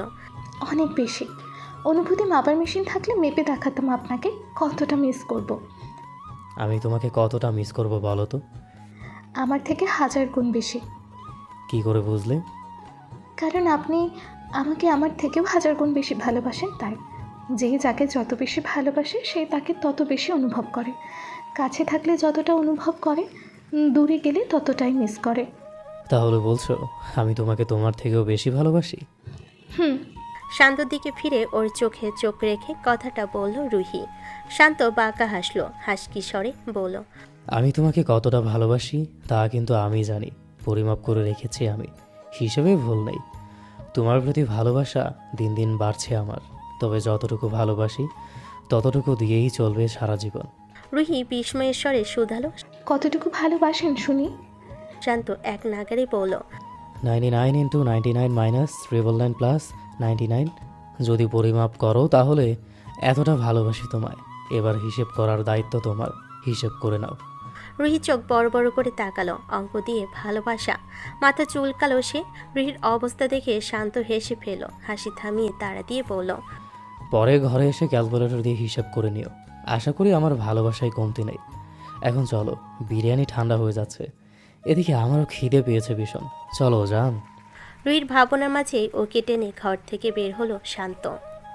রাবেয়া চৌধুরীকে নিচে নিয়ে এসেছে মিহি। একসাথে খেয়ে নিল 5 জনে। রাশেদ রায়ন চৌধুরী আর হেনা বেগম আজই ফিরবেন, তাদের ফিরতে ফিরতে বিকেল গড়াবে। দুপুরের দিকে মিহি আর রুহিকে নিয়ে একবারে বেরিয়েছিল রাফি। বেরোনোর আগে রাবেয়া চৌধুরীকে ঘুমের ওষুধ দিয়ে ঘুম পাড়িয়ে বেরিয়েছিল। টিউশন শেষে ওই পথে একেবারে বাড়ি ফিরেছে মিহি। রিক্সা নিয়ে ফিরেছে, কারোর প্রয়োজন হয়নি আজ। এসেছে থেকে ঘরবন্দি। মনটা খারাপ অজানা কারণে দরজা চাপিয়ে পড়তে বসেছে সন্ধ্যার দিকে। আজমাল হোসেন বাইরে থেকে গলা খাকারি দিয়ে মেয়ের ঘরে ঢুকলেন। আগামী সপ্তাহের প্রথম দিনে হাতের ঝিলের উদ্দেশ্যে রওনা হবেন তারা। মেয়েকে এখনও জানানো হয়নি, জানানোটা প্রয়োজন। মেয়েকে একা রেখে যেতে মন সায় দিচ্ছে না তার, তবু তিনি মিহিকে সাথে নিয়ে যেতে পারবেন না। আব্বুর উপস্থিতি টের পেয়ে নড়ে চড়ে বসলো মিহি। বই থেকে চোখ সরিয়ে আব্বুর দিকে তাকালো, মুচকি হাসলো একটু। আজমাল হোসেন ভেতরে বসলেন। মিহি চেয়ার ছেড়ে উঠে আব্বুর কাছে বসলো, আদুরে কণ্ঠে বলল, ভালো লাগছে না আব্বু, অনেক দিন কোথাও যাওয়া হয় না। চলো না কোথাও থেকে ঘুরে আসি। তুমিও তো সারাদিন বাড়িতে বসে বসে বোর হও, কোথাও নিয়ে চলো না আমাদের। কোথায় যাবে আম্মু? তুমি যেখানে নিয়ে যাবে সেখানেই, তুমি যেখানে যাবে সেখানেই যাব আমরা। কোথায় নিয়ে যাবে বলো? আজমাল হোসেন নীরস হাসলেন, মোলায়েম কণ্ঠে বললেন, আমি তো অনেক দূরে যাব, সেখানে এত তাড়াতাড়ি নিয়ে যাব না তোমাদের। তোমাদের যাওয়ার সময় হয়নি এখন। তুমি আর তোমার আম্মু থাকবে, আমি কিন্তু চলে যাব। মিহি অবুজের মতো শুধোই। কোথায় যাবে আব্বু? আজমাল হোসেন কথা পাল্টালেন, কদিন পরে এক জায়গায় যাব, তোমার আম্মুও যাবে আমার সাথে, তুমি যাবে না। কোথায় যাব আমরা এটাও জিজ্ঞেস করবে না। আব্বু যা বলেছে তাই শোনো, রুহিকে নিয়ে বাড়িতে থাকবে তুমি। আমরা শুধু 2 দিনের জন্য যাব, আবার ফিরে আসবো তো। মিহি আটকে উঠল। আব্বু আম্মু কোথায় যাবে আর ওকে নিয়ে যাবে না? এটা হতে পারে না। আর কোথায় বা যাবে আব্বু আম্মু? কোথাও যাওয়ার জায়গা নেই তো কারোরই। কোথায় যাবে তাও আবার 2 দিনের জন্য? মিহি উদ্বিগ্ন স্বরে শুধালো, কোথায় যাবে তোমরা? আমাকে নিয়ে যাবে না কেন? আমিও যাব। বললাম তো মা, কোথায় যাবো এটা জিজ্ঞেস করবে না। ফিরে এসে তোমাকে নিয়ে ঘুরতে যাব, তখন যেও আমাদের সাথে। এবার না, আমি রুহিকে বলবো ও থাকবে তোমার সাথে, কোনো সমস্যা হবে না। সাফি তো আছেই তোমার খেয়াল রাখার জন্য। মিহি অবুজের মতো চেয়ে আছে। আব্বুর বলা কথাগুলো মাথার উপর দিয়ে যাচ্ছে। কোথায় যাবে আব্বু আম্মু আর কোথায় যাবে এটা বললেই বা কি হবে? আর মিহিকেই বা সাথে নিয়ে যাচ্ছে না কেন? প্রশ্ন ঘুরছে মাথায়। মেয়ের ভাবনার মাঝেই আজমাল হোসেন বলেন, কি হলো মা, আর কিছু জিজ্ঞেস করবে? মিহি আপুর দ্বিমত বুঝে কথা বলল না, দুদিকে মাথা ঝাঁকালো। আজমাল হোসেন এক চিলতে হাসলেন। ইদানিং মিহির লক্ষ্যমতে তার শরীরের অবস্থা ভালো, আগের তুলনায় শ্বাসকষ্ট কমেছে, কাশি হয় না তেমন। তবে আজকাল চুপচাপ হয়ে গেছেন আজমাল হোসেন, কথা বলেন কম, কেমন যেন গুটিয়ে থাকেন ঝিম মেরে। শরীর অসুস্থ হলেও আগের তুলনায় শুকিয়েছে অনেক। সবসময় ঘরে বসে থাকতে থাকতে চেহারায় ফ্যাকাশে ভাব দেখা দিচ্ছে। মেয়ে অনেকদিন পর এক ধ্যানে লক্ষ্য করলো আব্বুর চুলগুলো অনেকটাই পেকেছে, পাক ধরেছে দাড়িতেও। আগে কাঁচা পাকা মিশেলে চুল ছিল, বেশ লাগতো আব্বুকে এতে। মেয়ে অনেক সময় নীরবে তাকিয়ে থাকতো আব্বুর দিকে। আব্বু যখন বই পড়ে মেয়ে তখন এক ধ্যানে তাকিয়ে থাকে। আব্বুকে দেখার মাঝেও অদ্ভুত তৃপ্তি জাগে। হাজারো মুহূর্ত পেরিয়ে গেলেও আব্বুকে দেখার তৃপ্তি মেটে না, তাকিয়ে থাকতে ইচ্ছে করে শুধু। আব্বু যখন হাসে তখন অদ্ভুত প্রশান্তি জাগে। আর সেই হাসির কারণটা যদি মিহি হয় তাহলে তো কোনো কথাই নেই, প্রশান্তিতে ছেয়ে যায় মন। মিহি আব্বুর দিকে অনেকটা সময় গভীর দৃষ্টিতে তাকিয়ে থাকলো। আসলেই বয়স বাড়ছে আব্বুর। মিহি আটকে ওঠে, বুকটা কেঁপে ওঠে কেমন যেন। এতটা ভয় লাগে কেন? মিহি আচমকা আব্বুর এক বাহু শক্ত করে জড়িয়ে ধরে, মাথা রাখে আব্বুর কাঁধে, আবদার করে শীতল কণ্ঠে, কোথায় যাবে জিজ্ঞেস করবো না? কিন্তু কথা দাও, ফিরে এসে ঘুরতে নিয়ে যাবে আমায়, ঠিক ছোটবেলার মতো। শুনলাম মেলা বসেছে কোথাও, মেলায় যাব কিন্তু। তুমি, আমি আর আম্মু ঠিক আগের মতো নিয়ে যাবে বলো? আজমাল হোসেন প্রফুল্ল হাসলেন, মেয়ের মাথায় চুমু খেলেন, শীতল কণ্ঠে বললেন, আচ্ছা মা, নিয়ে যাব। আগে ফিরে আসি, তারপর তুমি আপাতত লিস্ট করে রাখো কি কি কিনবে মেলায়, সব কিনে দেবো তোমায়, কোনো কিছুর অভাব রাখবো না। মিহি মুচকি হাসলো, চোখ বুঝলো আব্বুর কাঁধে মাথা রেখে। আজমাল হোসেন চেয়ে আছেন কোনো একদিকে, তার চাহনি কেমন নিস্তেজ, কথার ধরনটাও ক্ষীণ শান্ত। সময় বহমান নিজ-ধারায় বয়ে চলে তা, কারোর জন্যই অপেক্ষা করে থাকে না। মেয়ে পরের দিন টিউশনে যায়নি, আজও যেতে চায়নি, ইচ্ছে ছিল না যাওয়ার। আজ আবার রাফির ফ্লাইট আছে, দীর্ঘ 1 মাসের জন্য দেশ ছাড়বে সে। ফ্লাইট 12:30টায়। মিহি জানে না আজ টিউশনে ছিল 8টায়। সকালের দিকে রুহি গাড়ি নিয়ে ওকে ড্রপ করে নিয়ে এসেছে। অনিচ্ছা সত্ত্বেও এসেছে মিহি। 8টা থেকে 10টা পর্যন্ত 2 ঘন্টা পড়িয়েছেন ইমরান। 10টার দিকে ক্লাস শেষে বেরিয়েছে। মিহি বেশি কথা বলেনি আজ। কেমন নীতি আছে সে, চোখে মুখে উচ্ছ্বাস নেই বরাবরের মতো। রুহি এটা ওটা বলছে, মিহি শুনে যাচ্ছে শুধু। ক্লাস থেকে বেরিয়ে আনমনে হেঁটে দুজনে এসে থামলো অফিসের নিচে। রুহি বলল ড্রাইভার এখন পৌঁছে দেবে ওদের। দুজনেই বসলো একটু। এমনিতেও মিহি দাঁড়িয়ে থাকতে ইচ্ছে করছে না, পা দুটো কেমন টনটন করছে। মাথা নুইয়ে বসে আছে সে। অজানা কারণে মনটা ভার হয়ে আছে সেই সকাল থেকে। 2 থেকে 3 মিনিটের মাথায় দুজন দাঁড়ালো সামনে। উপস্থিতি টের পেয়ে মাথা তুলল মিহি। রাফি আর শান্ত দুজনই দাঁড়িয়ে, পরনে ফর্মাল পোশাক, সাদা শার্ট ইন করে পরা, কালো ব্লেজার উপরে। ব্লেজারের রঙা প্যান্ট, চুলগুলো সুন্দর করে গুছিয়ে সেটে রাখা। মিহি তাকিয়ে রইল কয়েক পলক। হৃৎপিণ্ড থমকে গেছে মুহূর্তে। রাফি আর মিহি দুজনেই চোখে একে অপরের দিকে স্থির। ওদের স্থির দৃষ্টিতে ব্যাঘাত ঘটালো শান্ত। গলা খাকারি দিয়ে উঠল সে। তৎক্ষণাৎ দৃষ্টি সরালো দুজনে। মিহি মাথা নুয়ে ফেললো আবারও। শান্ত ফিচেল হেসে চোখ মারল রুহিকে। ইশারে বোঝালো কিছু, অতঃপর পুনরায় গলা খাকারি দিয়ে বলল, ভালো থাকো পাখি, এই একটা মাস যত্ন নিও নিজের। তুমি নিজের ঠিকঠাক যত্ন নিলে অন্যজন কিন্তু তার আশাতেই বাঁচবে। সাথে সাথে আমার জানটাকেও একটু দেখো। আজ থেকে এই একটা মাস নিজেরা একে অপরের খেয়াল রাখবে কিন্তু। মিহি চোখ তুলে তাকালো, মুচকি হাসার চেষ্টা করলো। ও ভেবেছিল হয়তো চলে গেছে এনারা, কিন্তু এখনো যায়নি, জানা ছিল না। মিহি আলতো স্বরে বলল, জি ভাইয়া, আপনারাও খেয়াল রাখবেন নিজেদের। চিন্তা করো না, আমি নিজের সাথে রাফিরও খেয়াল রাখবো। বলে রাফির দিকে তাকিয়ে ঠোঁট বাঁকিয়ে হাসলো। রুহি গদগদ হয়ে ভাইয়াকে জড়িয়ে ধরল। আই মিস ইউ ভাইয়া, অনেক বেশি মিস করবো তোমায়। প্লিজ তাড়াতাড়ি ফিরে এসো। কথার মাঝে টিটকারি মারল শান্ত। কেউ কি শুধু ভাইয়াকেই কিস করবে? আর আমি কি বানের জলে ভেসে আসলাম নাকি? কেউ তো পাত্তাই দিচ্ছে না আমায়। রুহি মিষ্টি হাসলো, ভনিতাহীন বলল, বানের জলে ভেসে আসলেও আপনাকে অনেক বেশি মিস করবো। বলে লাজুক হাসলো। শান্ত ও ঠোঁট চেপে হাসলো। রাফির কানে কাছে মুখ এনে ফিস ফিস করে বলল, তোর বোনকে জড়িয়ে ধরতাম একটু, তোর সামনেই ধরবো নাকি আড়ালে যাব বল? রাফি কপাল কুঁচকে শক্ত চোয়ালে তাকালো। এতক্ষণ ধরে একটা কথাও বলেনি ও, এখনো বলল না কিছু। শান্তর দৃষ্টি দেখে নিজেই আবার ফিস ফিস করে সাফাই গাইল। না মানে দেখ, তোর বোনকে তো আর আমি বোন হিসেবে জড়িয়ে ধরবো না, জড়িয়ে ধরবো বউ হিসেবে। তুই তো আবার আমার সম্পর্কে বড় সম্বন্ধী হস, এইটুকু তো লজ্জা আছে আমার। আমি আবার লাজুক ছেলে, তোর সামনে তোর বোনকে জড়িয়ে ধরলে লজ্জা লাগবে না আমার? তোর বোনও তো লজ্জা পাবে, এই ভেবে জিজ্ঞেস করলাম আর কি। রাফির চাহনি আরো সরু হলো। ভ্রু যুগলের মাঝখানে ভাঁজ পড়েছে। শান্ত হেসে ফেল এ পর্যায়ে। রাফির কাঁধে হাত রেখে আবারও ফিস ফিস করলো। এভাবে তাকাস না, আরও বেশি লজ্জা পাচ্ছি তো। আচ্ছা, আমি না হয় তোর বোনকে নিয়ে ওদিকটায় যাচ্ছি, তুইও বরং তোর কাজ ছেড়ে নে, হাতে কিন্তু বেশি সময় নেই। এবার রুহির দিকে ফিরে গলা ছাড়ল। জান একটু এসো না আমার সাথে, ইম্পর্টেন্ট একটা কাজ আছে, তাড়াতাড়ি এসো। বলে রাফি আর মিহিকে দেখে চোখের ইশারা করলো। রুহি বুঝতে পেরে দুজনকে একবার পরখ করে নিয়ে বলল, যাচ্ছি, চলুন। পাখি তুই এখানে থাক, আমি আসছি এক্ষুনি। বলে এক মুহূর্ত অপেক্ষা না করে শান্তর পিছু পিছু হাঁটা লাগালো। মিহি কিছু পৌঁছার আগে দুজনে চোখের আড়াল হলো। ওদের থেকে চোখ সরালো মিহি। সামনে তাকাতে রাফির সাথে চোকাচুকি হতে মুহূর্তেই চোখ নামিয়ে দৃষ্টি সরিয়ে নিল। থতমত খেয়ে অপ্রস্তুত একটা অবস্থায় পড়ে গেল সে। ঘন পলক ফেলল এদিক ওদিক চেয়ে। রাফি শ্বাস ফেল ওর অবস্থা দেখে পাশে বসলো। মিহিকে ইশারা করে বলল, বসো। তৎক্ষণাৎ আবারও চাইল। মিহির বুকটা কেঁপে উঠল বোধ হয়। সময় নিয়ে দ্বিধা কাটিয়ে দূরত্ব রেখে বসলো। হাত পা শিরশির করছে, কম্পন অনুভূত হচ্ছে স্পষ্ট। হাত কসলাচ্ছে মিহি। রাফি আর শান্ত বসা থেকে বেরিয়েছে 8টার দিকে। এখন 10টা পেরিয়েছে। ফ্লাইট 12:30টায়। এয়ারপোর্ট পৌঁছাতে এখান থেকে 20 মিনিটের মতো লাগবে। তাই আর চিন্তা নেই, হাতে সময় আছে অনেক।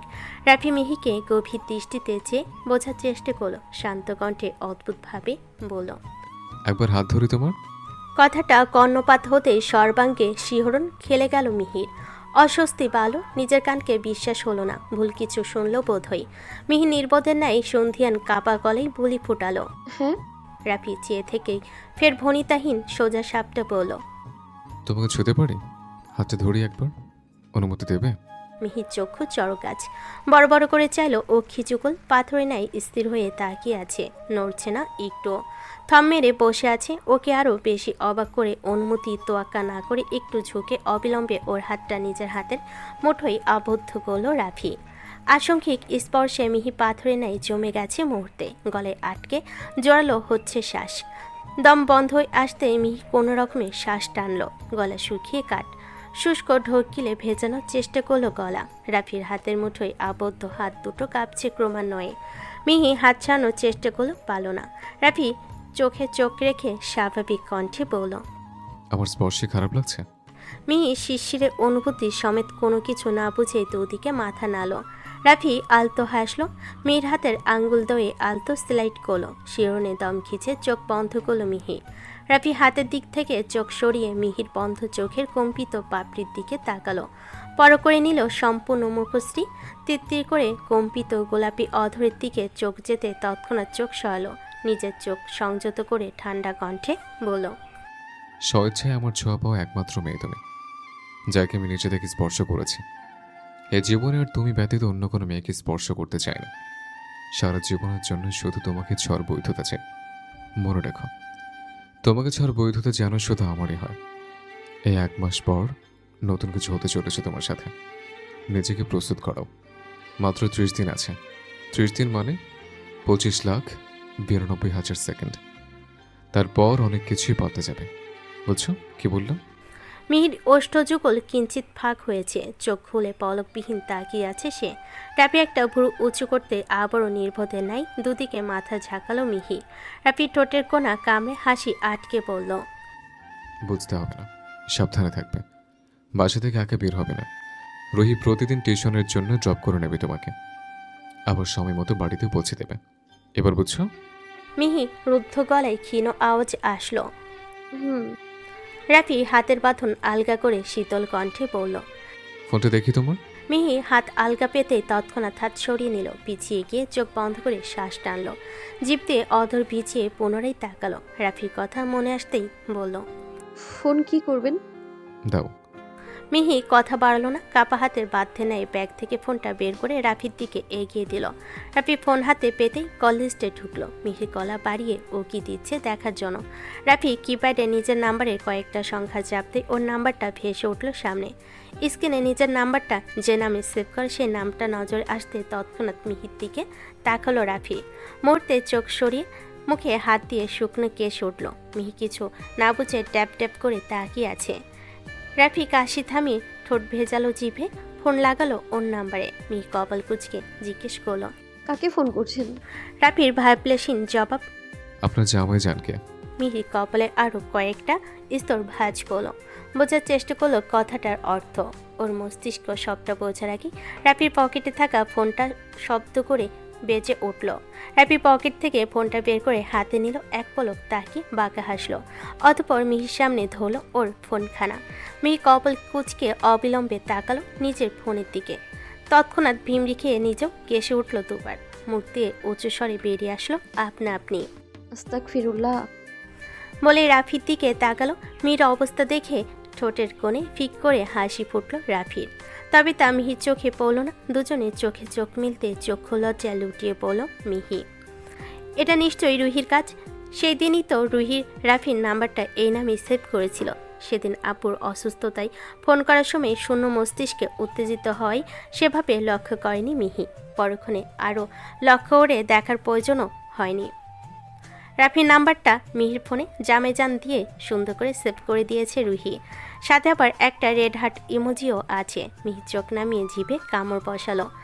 চোখ তুলে তাকানো দায় হয়ে পড়েছে, তবুও চোখ তুলে দাঁত কেলিয়ে বোকার মতো হাসার চেষ্টা করলো।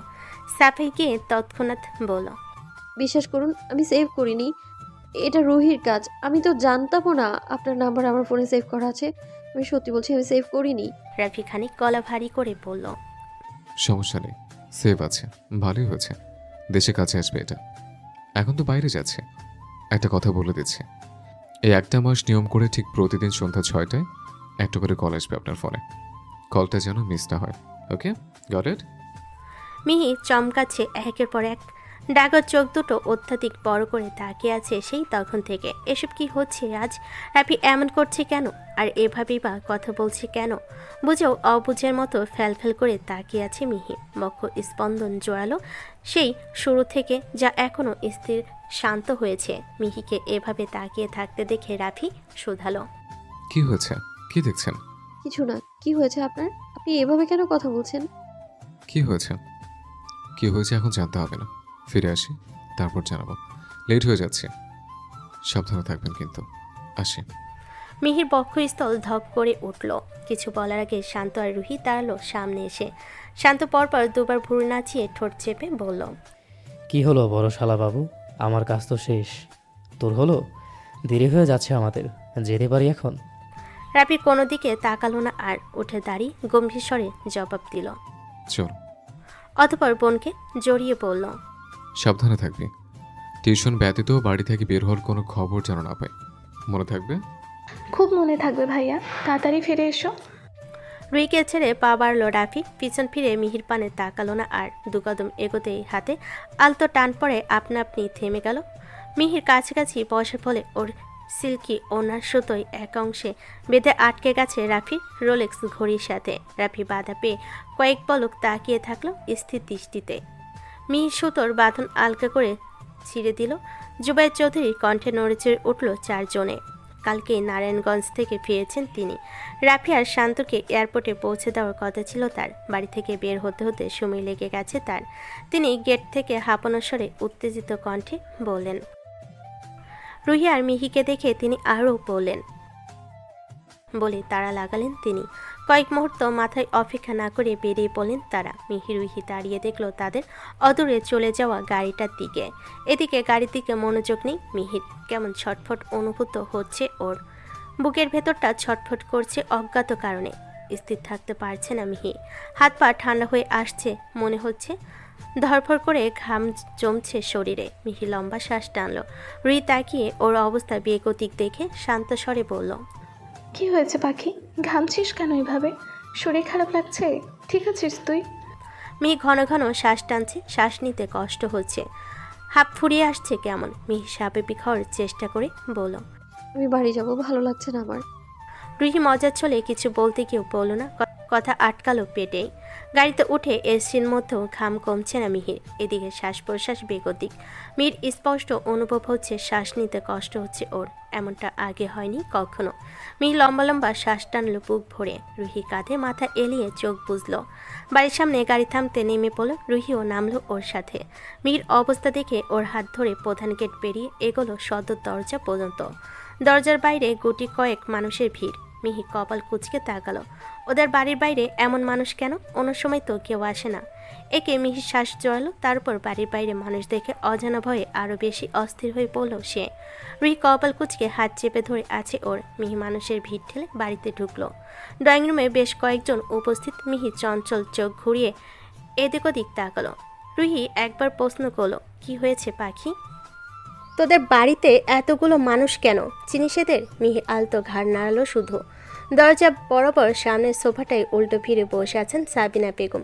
মিহি রুহির হাত ছাড়িয়ে এক প্রকার ছুটে গেল আম্মুর কাছে। সামনে দাঁড়াতে আটকে উঠল সাবিনা বেগম। স্থির পাথরের মতো নাই বসে আছেন। চুলের খোপাটা খানিক এলোমেলো, চোখের নিচে পানি বোধহয় একটু। পাশে ওনাকে ধরে বসে আছেন সুফিয়া আন্টি, বাড়িওয়ালার স্ত্রী তিনি। তার মুখটাও শুকনো। মিহিকে দেখে মলিন হলো আরও। মিহি আম্মুকে দেখে মতিগতি হারিয়ে হুড়মুড়িয়ে বসলো পায়ের কাছে। আম্মুকে আলতো ঝাঁকিয়ে জড়ানো গলায় ডাকলো, আম্মু কি হয়েছে? বাড়িতে এত মানুষ কেন আম্মু? সাবিনা বেগমের দৃষ্টি মেঝেতে ঝাঁকানোর পরও একটু নড়ল না তিনি। চোখের দৃষ্টিও কাঁপল না। স্থির পাথরে নাই বসে রইলেন। মিহির বক্ষ স্থল আটকে উঠল পুনরায়। এবার সুফিয়া আন্টির দিকে চাইল মিহি। হাসার চেষ্টা করে বলল, আন্টি কি হয়েছে আম্মুর? কথা বলছে না কেন? আর বাড়িতে এত মানুষ কেন? ওনারা কারা? কি করছে আমাদের বাড়িতে? সুফিয়া আন্টি ওর উত্তর করল না। ঠোঁট চেপে টলমলো চোখে তাকালেন মিহির দিকে। মিহি শুকনো ঢোক গিল।